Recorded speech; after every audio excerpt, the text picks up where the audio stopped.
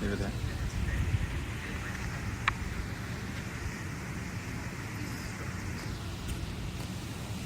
All right. Good afternoon, everybody.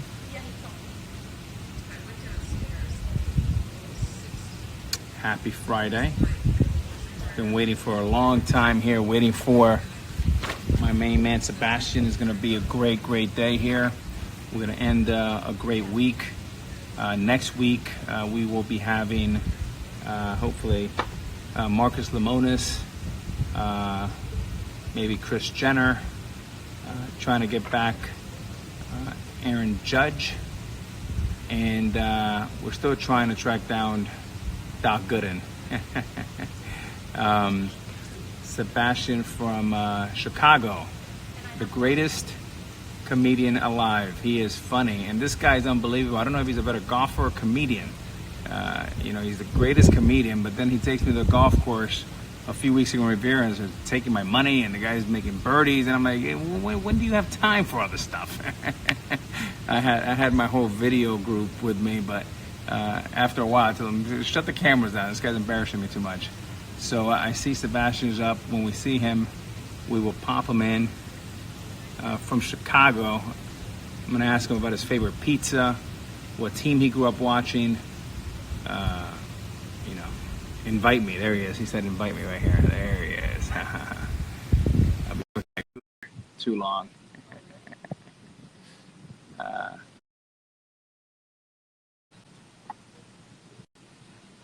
Oh yeah. Oh yeah, baby. bro. Product Oh, look placement. at this. Look at this. Product placement. I love it. Hey, wait a minute. Do you have the bay set up, or is that something that you have? No, this is all me. I got my glass. Hey, by the way, Sebastian, cheers. Let me do a little cheers to you. Here you go. Yeah, I'm gonna do the same thing because it is Friday night. This is how we do it in the hood when I grew up. You know what I mean? We just had to make up a party. We were broke.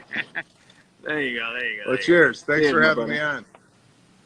So what's happening? What's serious question, man. I see that house behind you. You have great taste. It had to be your wife. It couldn't be you. No. I know nothing about style or interior design. That's all my wife. I just provide the jokes, and she provides me with a nice, comfortable place to live. Hey, you grew up in Chicago. Mm-hmm. Did you grow up watching sports? Tell me some of your sports heroes when you were growing up. So I grew up on the Northwest side. I should be a Cubs fan, but I'm a White Sox fan. So I grew up in the area of the 80s where it was Ron Kittle and Carlton Fisk on the Sox. And I was a huge Bulls fan. I didn't play baseball as a kid. I'm sorry. I was more of a soccer guy. Yeah, but that's kind of cool. Soccer's a cool sport. Oh, I had a beautiful mullet. Beautiful.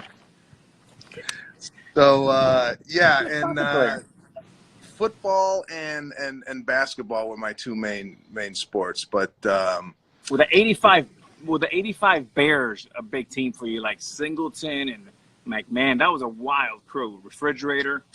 Yeah, I think we could have won 6 in a row, but for whatever the reason, they split up the team, and the team went south after the 85 season. But yeah, that's like the heyday of Chicago sports. And then in the 90s, the Jordan Bulls, I got spoiled. I stopped watching basketball after Jordan left. Oh my God, he was unbelievable. Yeah. I mean, I don't think he played a home game in his entire career. I think Jerry Reinsdorf was saying something like, I don't think he played a home game that was not sold out. I mean, it was always the most epic event ever. Much like Magic over with the Lakers, with the Celtics era, When was your first Jordan meeting? When did you first meet him? Do you remember?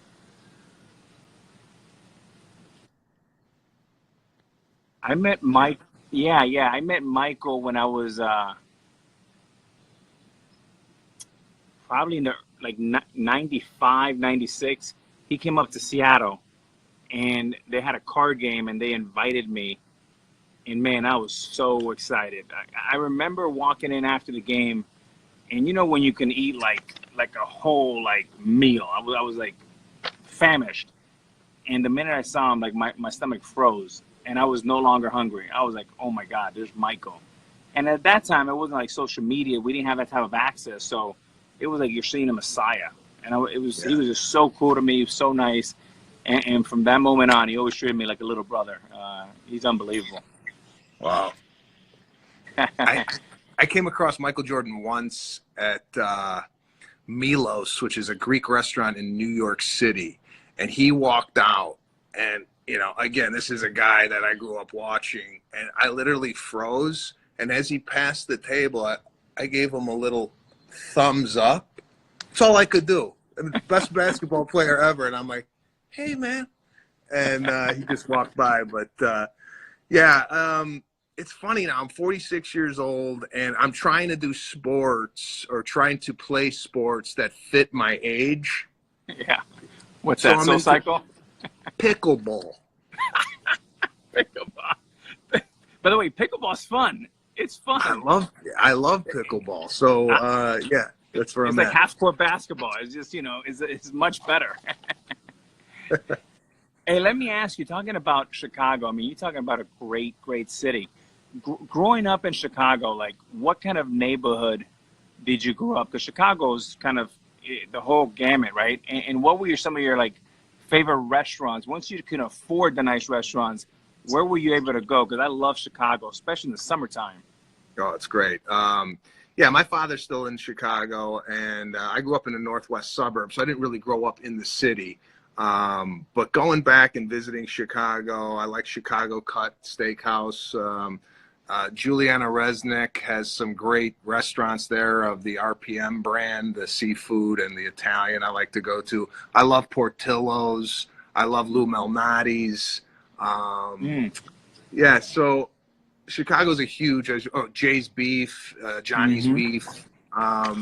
Really enjoy going back there and visiting. All my friends, I'm still really tight with about 4 or 5 guys I went to college with, and they all live in Chicago. I tend to keep a tight crew of the people I grew up with. I mean, you meet friends along the way in your 20s, your 30s, and your 40s, but the guys that I call on a daily basis all live back in Chicago. So how you got a great wife, Lana. She always works out. You have 2 kiddos. What are you guys doing to stay in shape and just, stay sane in this crazy time? Yeah, it's, I'm not very social, and I saw your Instagram with you and your wife talking about like who's the social one in the relationship, and it seems to be like you're Mr. Social, and you're more like a little puppy dog, and maybe she's like a cat. I kind of relate to your wife in the sense that I'm not really the life of the party or like let's go out with so and so. I'm more of a homebody. But being home as long as I've been, 21 days, I'm dying to get out of here. Hey, Sebastian, I've checked out your Netflix. I mean, by the way, I've watched it like 5 times. Jennifer's like, again, Sebastian? You bring this guy to bed with us every night. Can we mix it up? I said, when I see you, it reminds me so much of when we went to Boston. I saw the reaction. People love you in the East Coast. They love you everywhere. But I saw your preparation. I saw where you try to train and stay a routine and eat well. Because it's just like us. Going on the road, man, can be brutal. But, I mean, can you believe a kid from Chicago I usually go and we have 25 players. And we play against 25. But it's you alone in front of 20,000 people going crazy. Did you ever think that a kid from Chicago that came from little is now so big and fortunate?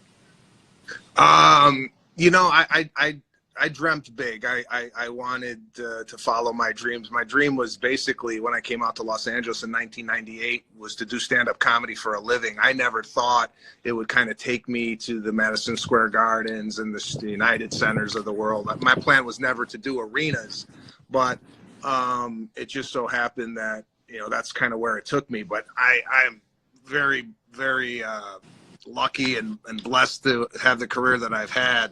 But it's also come with a ton of hard work. I mean, this didn't happen overnight for me.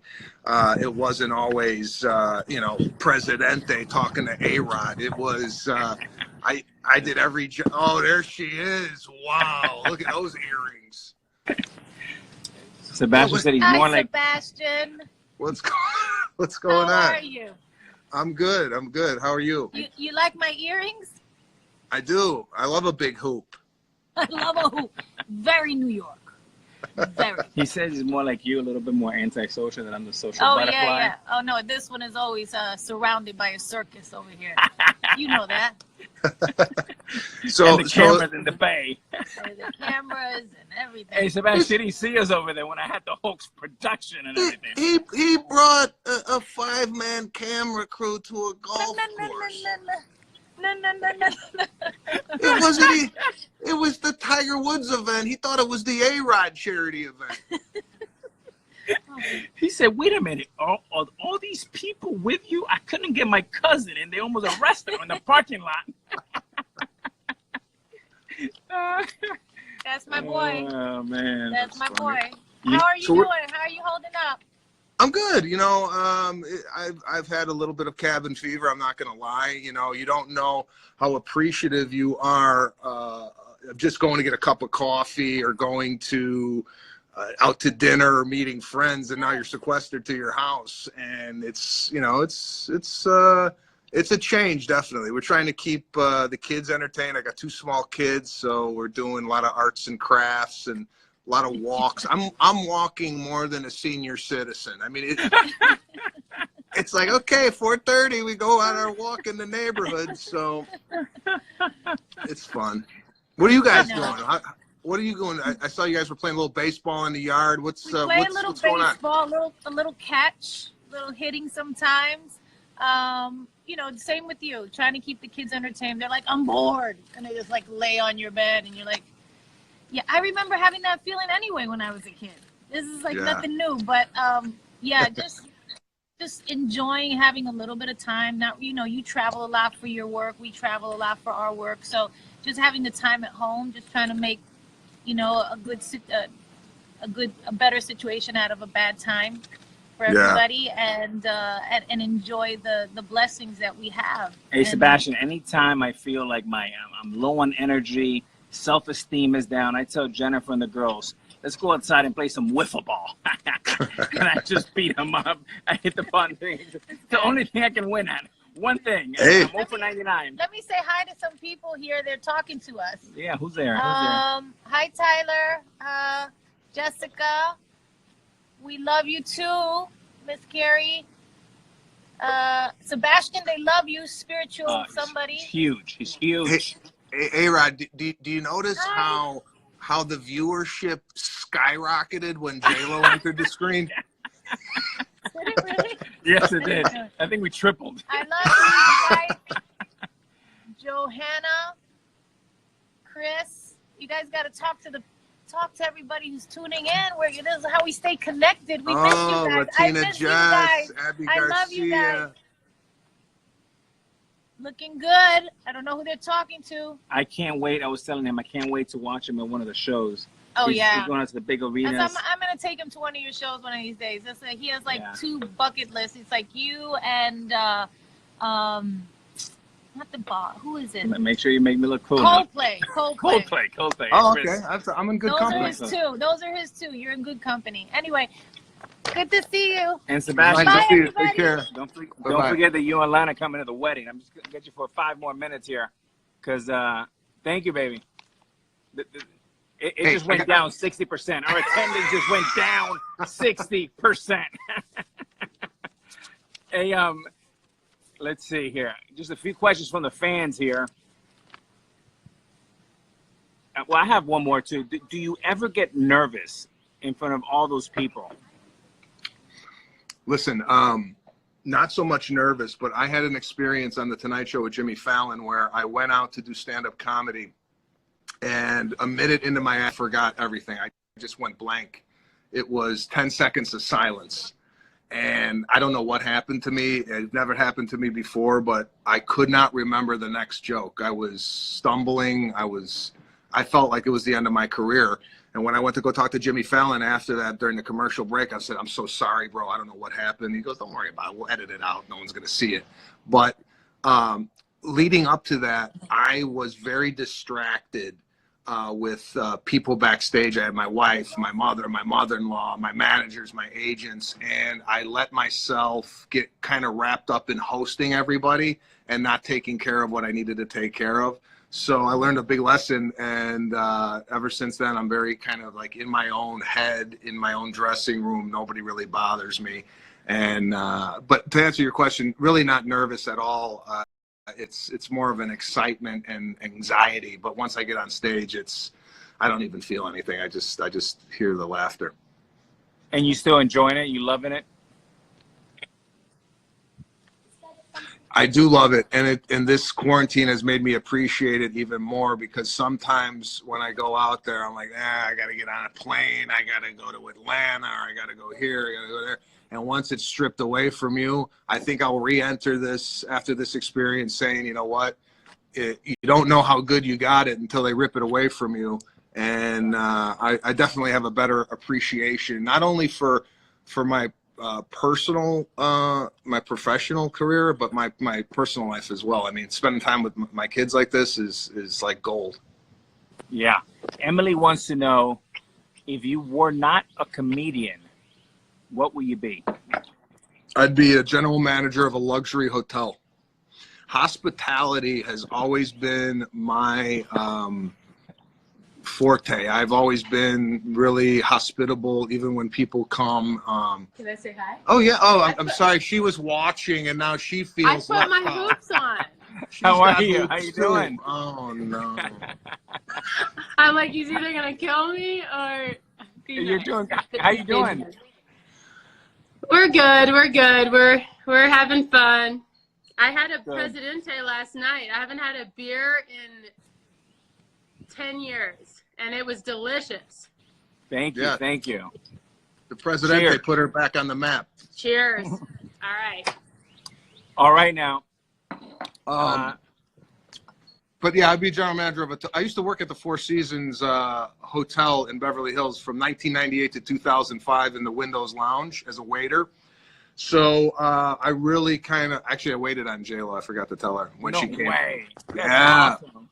Yeah, I waited on J-Lo. I hope she tipped well. I don't think she paid. Okay, good. Good. So yeah, I'm really familiar with hospitality, so I think I'd be a GM of a hotel. Stephanie wants to know, what's the best advice you can give a youngster that wants to be a comedian to get over that hurdle? So there's no magic formula to do this. The only thing I did, and I'm speaking from my own experience, was I was adamant about getting on stage multiple times a night, no matter where it was. I didn't get into this for the money. I got into it solely because I love making people laugh. I love entertaining people. So what I did was every night I would scope out what rooms were having comedy and who was doing comedy, and then I would go and sit there and wait. Even when I was not even on the schedule at the Comedy Store, I would still go to the Comedy Store hoping somebody would call out sick so I could then get their spot. So it was a lot of working it out on stage, just trial and error. You know, with anything, it's like repetition. You know, the more you do it, the more familiar you become with it. And then you have to have a lot of patience. You know, some people hit, they do, 5 years and they do hit. But with stand-up comedy, to be really, really good at it, it takes a good 15 years to really kind of solidify yourself on stage. So if you're getting into this, who were some of the people that you came up watching, that you studied over the years? I was introduced to comedy as a young kid. I used to watch Johnny Carson with my father when I was 6, 7 years old. I used to really love when the comedian would come on Johnny Carson and do 6, 7 minutes.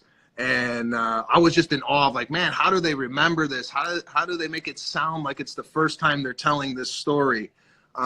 So I didn't have cable, so I used to go to my cousin's house on Saturday mornings, and he used to tape all the comedians for me. So I used to watch like the Dangerfields and the Night at the Improv, all that stuff. I just consumed it at a young age, and always knew I wanted to do it. I just didn't know when, where, or how. I mean, my mother was a secretary. My father was a hairstylist. We didn't have any connections to the entertainment world. So I moved out here in 1998, and it took a while, but knock on wood, everything's kind of working out.